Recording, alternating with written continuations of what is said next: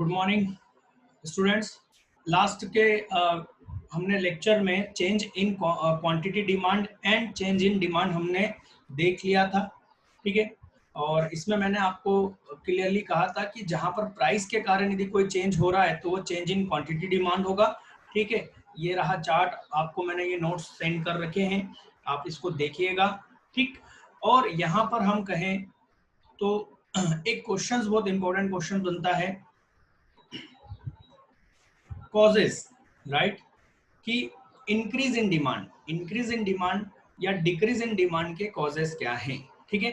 तो इसको याद करना या इसको समझना बहुत ही आसान है। और आपको मैं बता दूं, ये कॉजेस पूछा जाता है और एक और चीज, इसमें से एमसीक्यूज बनना बहुत ही नॉर्मल बात है। अब यदि आप याद करने जाओगे तो आप कंफ्यूज हो जाओगे, ठीक है, क्योंकि एक दूसरों के अपोजिट है वो। तो आपको जो हमने जो लेक्चर देखा था, फैक्टर डिटर्मिनेट ऑफ डिमांड वाला लेक्चर याद रहना चाहिए कि हमने उसमें क्या क्या देखा था, उसी से रिलेटेड ही ये कॉजेज हैं। हमने देखा था कि बहुत सारे फैक्टर्स हैं, राइट, वो क्या कर रहे हैं, डिमांड को अफेक्ट करते हैं। तो ऑब्वियसली इंक्रीज इन डिमांड उन्हीं में से हो सकते हैं फैक्टर जो इसको चेंजेस डिमांड को इंक्रीज करते हो, राइट। तो किसको छोड़कर, इंक्रीज इन डिमांड की जब बात की जा रही है तो हम खुद जानते हैं कि प्राइस चेंजेस को छोड़कर यदि कोई किसी और फैक्टर में कोई चेंज आएगा, अब क्या चेंज आएगा, वो इंक्रीज होगा कि डिक्रीज होगा जिससे कि डिमांड इंक्रीज हो, राइट। ये हमको समझना है और ध्यान रखना है। ये हम समझ चुके हैं, बस यहाँ पर मैं उसको एक तरह से आपको रिकॉल करवा रहा हूँ, ठीक है। देखिए जरा, हम क्या देखने वाले हैं, इंक्रीज इन डिमांड। हम इसके कारण बताना चाह रहे हैं कि इंक्रीज इन डिमांड के क्या कारण हो सकते हैं। अब जरा देखिए, यहाँ पर प्राइस कांस्टेंट है, ठीक है ना, तो डिमांड क्यों इंक्रीज होगी। तो याद कीजिए, जो हमने फैक्टर्स पढ़े थे, इस वाले नोट्स में अवेलेबल होंगे तो मैं बता पाऊंगा, नहीं इसमें नहीं है, ये रहा, इसमें भी है पर मैंने दूसरे नोट्स से आपको करवाया है, ठीक है। ये इंफीरियर गुड्स इंक्रीजिंग डिमांड, ठीक है। तो आप यहाँ पर आ जाएं,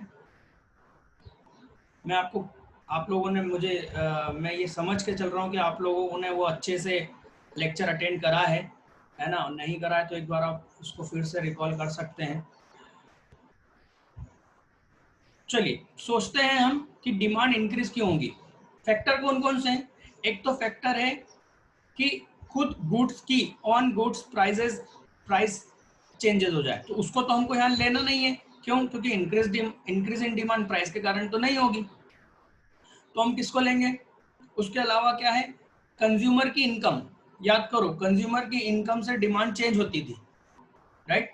अब जरा सोच के देखो कि नॉर्मल गुड्स में कि कंज्यूमर की इनकम यदि इंक्रीज होती है, ध्यान से, है ना, याद करो वो मैंने बासमती राइस का एग्जांपल दिया था। बासमती राइस एक तरह से नॉर्मल गुड्स हो गए, एक कंज्यूमर 10,000 रुपए की इनकम है उसकी, और वो 10 से कितना हो रहा है, उसकी इनकम बढ़ गई 15,000, तो वो क्या करेगा, यदि वो 2 किलो बासमती राइस ले रहा था तो अब वो 3 किलो और बासमती राइस की डिमांड बढ़ा देगा, right.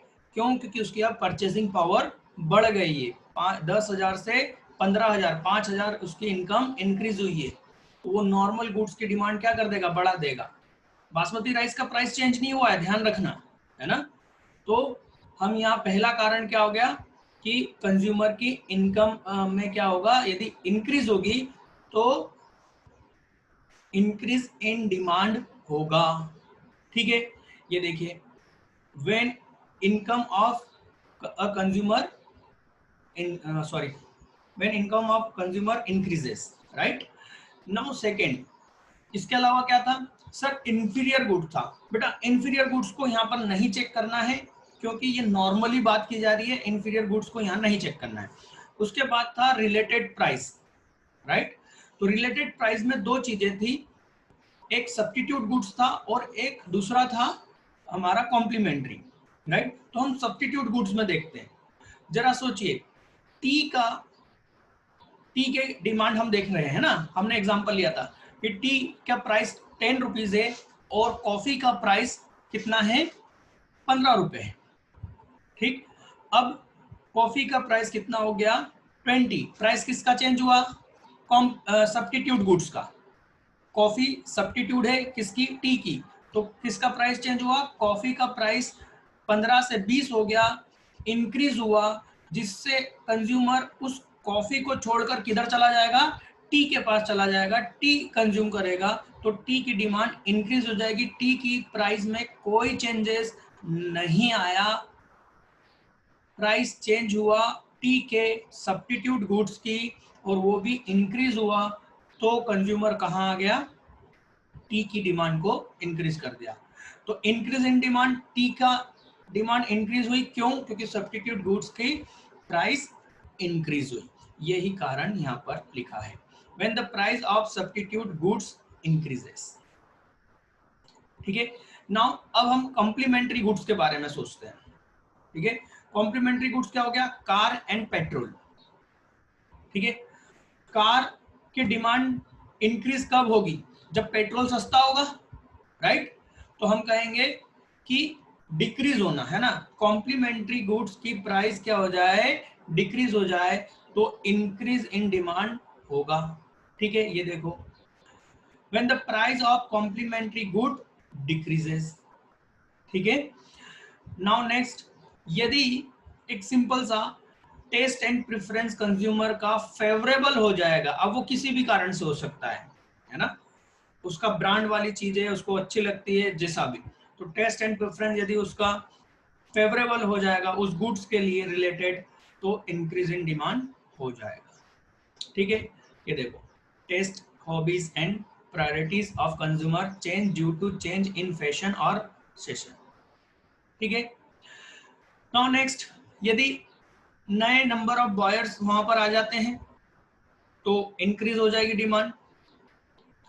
When there is possibility of price rise in future, जरा सोच के देखो, कोई सी भी चीज, नॉर्मली कोई सी भी चीज हमको लग रहा है कि यार ये फ्यूचर में और महंगी हो सकती है, तो क्या होगा, हम उसकी और क्वांटिटी परचेस करके रख लेंगे। अभी लॉकडाउन में क्या कर रहे हैं अपन, है ना, सभी लोग किराने का सामान, जो घर में रसोई का सामान है, वो लमसम सबने रख रखा है। चावल 5 किलो लगते हैं 1 महीने के, तो उन्होंने 10 किलो एक कट्टा ही पटक लिया, 15 किलो या 25 किलो का। क्यों, क्योंकि हमें फ्यूचर में खतरा लग रहा है कि या तो ये हमें नहीं मिल पाएगा या फिर इसकी प्राइस फ्यूचर में बढ़ जाएगी, क्योंकि लॉकडाउन चल रहा है, प्रोडक्शन हो नहीं पा रहा है, तो ये महंगा हो सकता है, इसलिए हम उसको अभी ही खरीद लेते हैं, वो क्वांटिटी, ज्यादा क्वांटिटी।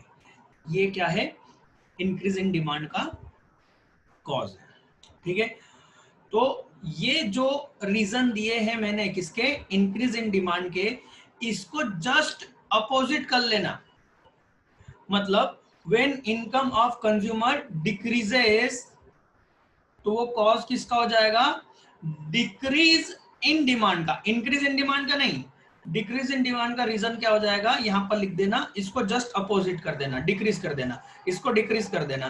ठीक है, इसको इंक्रीज कर देना, या अपोजिट करना है ना, इसको इंक्रीज कर देना, इसको अनफेवरेबल कर देना। ठीक है, तो ये देखिए, डिक्रीज इन कॉजेस, ये डिक्रीज, ये डिक्रीज, डिक्रीज अनफेवरेबल, ठीक, decrease in number of buyer, decrease price, future में प्राइस कम होने की हमें उम्मीद है, इसलिए हम डिमांड को और कम कर देंगे, राइट। तो आप वो फैक्टर डिटर्मिनेशन को अच्छे से समझो, उसको दिमाग में बिठा लो।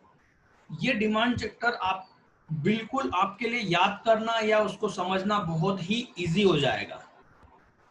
पर यदि आप उसको उसको नहीं समझोगे, तो आप एक चीज समझ लो, आगे के इकोनॉमिक्स के चैप्टर आपको रटने हैं और रट भी नहीं पाओगे।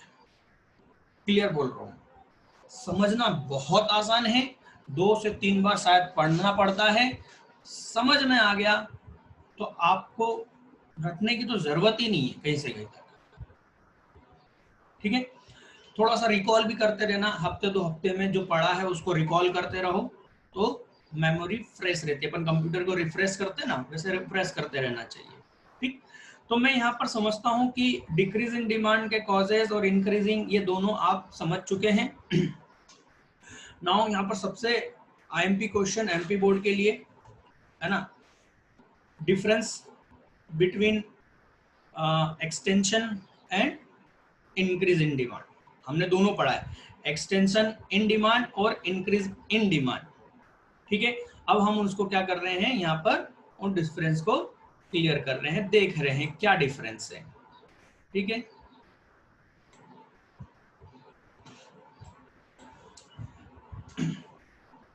तो यहाँ पर फर्स्ट है एक्सटेंशन का, देखते हैं। आप खुद सोचिए एक्सटेंशन क्यों होता है। एक्सटेंशन होगा खुद की प्राइस को, उस गुड्स की खुद की प्राइस में कोई चेंजेस आता है और बाकी सारी चीजें क्या हो जाती है, कांस्टेंट हो जाती है, इक्वल हो जाती है, उनमें कोई चेंजेस नहीं आता है। तो पहला तो यही हो गया। In this case demand increases due only due to price decline. ठीक है ना, प्राइस कम होती है तो डिमांड बढ़ जाती है, एक्सटेंशन हो जाती है, राइट। इंक्रीज इन डिमांड में का क्या रीजन होगा बेटा, कि प्राइस को छोड़कर, ठीक है, बाकी फैक्टर्स में क्या होता है, चेंज आ जाता है। इन this case due two factor other than price demand of goods increase. ठीक है, वही लिखा, प्राइस को छोड़कर बाकी सभी चीजों में डिमांड बढ़ने के कारण क्या हो जाता है, यहाँ पर इंक्रीज इन डिमांड हो जाएगा। इट मीन्स, देखो ये समझा हुआ है तो ये बहुत ही ईजी है ना, ये तो रट्टा मारना पड़ेगा। It means more demand of goods at lower price. Extension का मतलब क्या है, एक्सटेंशन का मतलब है कि प्राइस कम होगी और डिमांड ज्यादा हो जाएगी, गुड्स की क्वांटिटी को ज्यादा डिमांड करेगा अगला। तो यही तो लिखा है, इसका मतलब है ज्यादा डिमांड गुड्स का कम कीमत पर, कीमत कम होगी तो ज्यादा मांगा जाएगा। इसमें क्या है इसका मतलब, it's mean greater demand of goods at same price. याद करो, प्राइस इसमें चेंज नहीं हो रहा है तो सेम प्राइस पर ज्यादा डिमांड, और same demand at higher price, या प्राइस ज्यादा बढ़ रहा है और डिमांड अभी भी कितनी है, उतनी ही है, तो इसका मतलब इंक्रीजिंग डिमांड है। Now next, movement along the same demand curve from initiate higher point to lower point take place. हमने देखा था, ये देखो फिर से देख लेते हैं एक बार। सर थोड़ा सा एक बार आप ग्राफ फिर से बता दो। लो बेटा ये देख लो, फिर से बता देते हैं ये ग्राफ, ये तो डिक्रीज का है, ये रहा एक्सटेंशन। हायर लेवल से नीचे की तरफ मूवमेंट करता है सेम ग्राफ पर एक्सटेंशन में, यही लिखा है। तो सब इंक्रीज इन डिमांड में क्या होता है, वो शिफ्ट हो जाता है, राइटवर्ड शिफ्ट हो जाएगा, नया कर्व बन जाएगा। ठीक है, यहाँ पर डिफरेंस में देख लेते हैं साहब। डिमांड कर्व शिफ्ट्स अपवर्ड, ऊपर की ओर है ना, या राइटवर्ड, ठीक है, upward to the right side, right side की तरफ ऊपर की ओर, of the original, right, original जो था उससे ऊपर की ओर, राइट में ऊपर की ओर शिफ्ट हो जाएगा। और इनिशियली डिमांड कर, या फिर क्या होगा, वो उसी डिमांड पे, यहां पर देखें,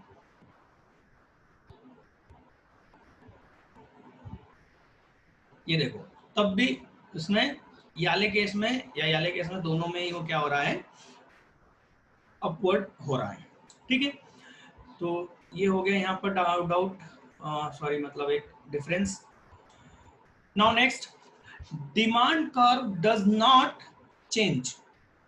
यहाँ पर डिमांड कर्व चेंज नहीं होता, सही है, वो एक ही कर्व पर घूमता रहता है। ठीक है, यहाँ पर डिमांड कर्व क्या होता है, चेंज होता है। 4 नंबर 3 नंबर में आसानी से पूछा जाने वाला क्वेश्चन है, कोई बड़ा अचंभा नहीं होगा यदि ये क्वेश्चन एग्जाम में आ जाए। इसका मतलब ये है कि ये उसका पसंदीदा क्वेश्चन है और बहुत इजी क्वेश्चन है। ठीक है, नाउ इसी तरह से डिफरेंस आ जाएगा आपका contraction in demand and decrease in demand. ठीक है, तो उसमें भी कुछ नहीं है, सेम इसका अपोजिट लिखते जाना है, सेम इसका अपोजिट लिखते जाना है जो आपने अभी पढ़ा है। जो यहाँ एक्सटेंशन ऑफ डिमांड का आपने पढ़ा उसको आप अपोजिट करते जाओ, जो आपने यहाँ इंक्रीज इन डिमांड का पढ़ा उसको आप अपोजिट करते जाओ, ये चेंजेस हो जाएगा। मैं यहाँ नहीं बता रहा हूँ क्योंकि ये आप जैसे समझदार बच्चों को फिर से यही पढ़ाना बोर करने वाली बात हो जाएगी, है ना, इसलिए मैं नहीं बताऊंगा। यदि आपने समझ रखा है तो आपके लिए बहुत इजी है और आप बहुत समझदार हैं, मुझे मालूम है, सभी एक से एक हैं। नौ यहाँ पर हम मैं कुछ थोड़ा सा छोटा करना पड़ सकता है, अरे यार कुछ ज्यादा छोटा हो जाएगा, चलिए इसको ऐसा कर देते हैं। हाँ, अब ये जो दोनों में चेंजेस बताया है, चेंज इन डिमांड और चेंज इन क्वांटिटी डिमांड में डिफरेंस, देखिए डिफरेंस को, क्वेश्चन को समझिए। यहाँ चेंज इन डिमांड की बात कही है और चेंज इन क्वांटिटी डिमांड की बात कही है। चेंज इन डिमांड में दोनों होगा, इंक्रीज और डिक्रीज डिमांड दोनों होगा, और चेंज इन क्वांटिटी डिमांड में एक्सटेंशन और कॉन्ट्रैक्शन दोनों ही होगा, राइट। तो ये भी इजी है, ठीक है, और इसमें ये डायग्राम बताया गया है, ठीक। ये यहाँ पर हमारा एक फर्स्ट टॉपिक, इसमें एक और चीज बची हुई है बेटा, वो भी हमको आज ही देखना है, बट पहले मैं इस पूरे सेशन को कंप्लीट कर दूं जो लास्ट था और आज का था, कि इसमें किस तरीके का क्वेश्चन पूछा जा सकता है और हमको क्या क्या लिखना होगा। ठीक है, देखिए क्वेश्चन कभी भी इतना बड़ा तो नहीं आएगा, क्वेश्चन आ सकता है 4-5 नंबर में कि चेंज इन क्वांटिटी डिमांड क्या है, ठीक है, या फिर चेंज इन डिमांड क्या है, ठीक, दोनों में से एक ही कोई आएगा। 5 नंबर में यदि पूछ रहा है, चलो सिर्फ 2 नंबर में पूछ रहा है तो हमको ये लिखना है जो आपके सामने दिख रहा है, ठीक है, पर वो पूछ रहा है 4 या 5 नंबर में तो हमें क्या करना है, थोड़ा सा ये लिखना है और थोड़ा सा ये लिखना है, ठीक है। और ग्राफ कौन सा बनाना है, ये अलग अलग ग्राफ बनाना है, नहीं, टाइम वेस्ट मत करो, 4 नंबर का क्वेश्चन है, ज्यादा टाइम वेस्ट नहीं करना है, ग्राफ हमें ये वाला बनाना है, ठीक है, ग्राफ हमें ये वाला बनाना है और उसको एक्सप्लेन करना है, तो ये रहा उसका एक्सप्लेनेशन। 5 नंबर में उसने क्या पूछा, चेंज इन क्वांटिटी डिमांड को एक्सप्लेन करो, उसका हमने पहले जो था वो दे दिया, फिर एक्सटेंशन को एक्सप्लेन कर दिया, फिर हमने कॉन्ट्रैक्शन को एक्सप्लेन कर दिया, और ग्राफ कौन सा बनाया, ग्राफ हमने ये बनाया और ग्राफ का एक्सप्लेनेशन ये कर दिया। यहाँ पर ये 5 नंबर का आपका क्वेश्चन कंप्लीट हो गया, ठीक। फिर क्वेश्चन आप ये पूछ सकता है कि एक्सटेंशन ऑफ डिमांड क्या है, तब आपको यहां से लेकर यहां तक लिखना है, इस ग्राफ को बनाना है, इस शेड्यूल को बनाना है, ये लिखना है, ये हो गया एक्सटेंशन ऑफ डिमांड। सेम इसी तरह से यदि वो कॉन्स्ट्रक्शन ऑफ डिमांड पूछता है तो आपको ये बनाना है, ठीक है। इसी तरह से वो पूछ सकता है शिफ्ट इन डिमांड कर्व क्या होता है, इंक्रीज और डिक्रीज इन डिमांड कर्व क्या होता है। तो हमको यहाँ पर ये लाइन आप लिख सकते हैं, इसके बाद में इंक्रीज को समझाना है, बाकी किसी चीज को नहीं समझाना, फिर सीधे डिक्रीज को समझाइए और फिर इन दोनों का जो ज्वाइंट ग्राफ है वो एक्सप्लेन कर देना, ठीक। मेरे ख्याल से आप समझ गए होंगे। यदि सिर्फ इंक्रीज इन डिमांड का पूछेगा तो हम यहां से इंक्रीज इन डिमांड से यहां से चालू करेंगे और ये ग्राफ समझाएंगे, ये मत समझाइएगा, जरूरत नहीं है, सिर्फ इतना ही, ये इस साइड का ही समझाना है, और एक क्वेश्चन इनका बिल्कुल बनने की उम्मीद होती है कॉज की। सर जॉइंट ग्राफ कौन सा बनेगा? देखो, जब वो क्वेश्चन को ऊपर से पूछता है कि इंक्रीज और डिक्रीज इन डिमांड क्या है या शिफ्ट इन डिमांड कर्व क्या है, जब वो पूरे कंबाइंड क्वेश्चन को पूछ रहा है तो आपको जॉइंट वाला ग्राफ बनाना है। पर वो सिंगल जब पूछ रहा है कि इंक्रीज इन डिमांड क्या है, तब आप सिर्फ सिंगल वाला ग्राफ बनाओगे। ठीक है, इसी तरह से आपको एक्सटेंशन में भी करना है।